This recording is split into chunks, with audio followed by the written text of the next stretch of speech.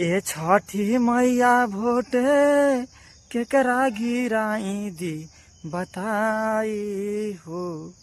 आके बिहार के भविष्य के बढ़ाई हो। ये बेरोजगारी गरीबी के भगाई हो।